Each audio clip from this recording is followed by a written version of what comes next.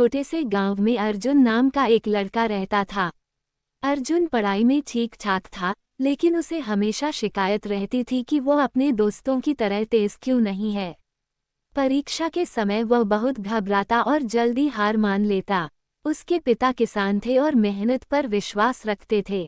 उन्होंने अर्जुन से कहा, बेटा, केवल बुद्धि से नहीं बल्कि अभ्यास से सफलता मिलती है। जो काम बार बार किया जाए वही निखरता है। लेकिन अर्जुन को ये बात समझ नहीं आती थी। वह सोचता था कि बिना मेहनत के भी लोग भाग्य से सफल हो जाते हैं। एक दिन उसके गांव के पास ही तीरंदाजी की प्रतियोगिता रखी गई। अर्जुन ने देखा कि गांव का साधारण सा लड़का रवि लगातार निशाना साध रहा था और हर बार सही जगह तीर लगाता था, जबकि कई अमीर और पढ़े लिखे लड़के असफल हो रहे थे। अर्जुन ने उत्सुकता से रवि से पूछा, तुम इतने सही निशाने कैसे लगा लेते हो? रवि मुस्कुराते हुए बोला, भाई, इसका कोई जादू नहीं है। मैं रोज सुबह उठकर घंटों अभ्यास करता हूँ। शुरुआत में मेरे तीर अक्सर चूक जाते थे, लेकिन मैंने हार नहीं मानी। धीरे धीरे मेरा हाथ स्थिर हो गया और अब निशाना अपने आप सही बैठता है। रवि की बात सुनकर अर्जुन को पिता की सीख याद आई। उसने तय किया कि वह पढ़ाई में भी रोज अभ्यास करेगा। अगले दिन से उसने रोज समय पर पढ़ाई शुरू की।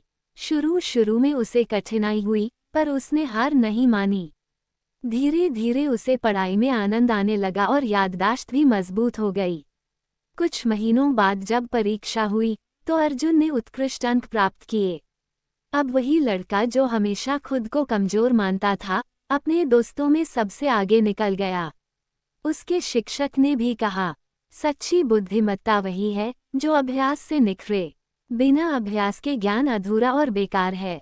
इस घटना ने अर्जुन का जीवन बदल दिया।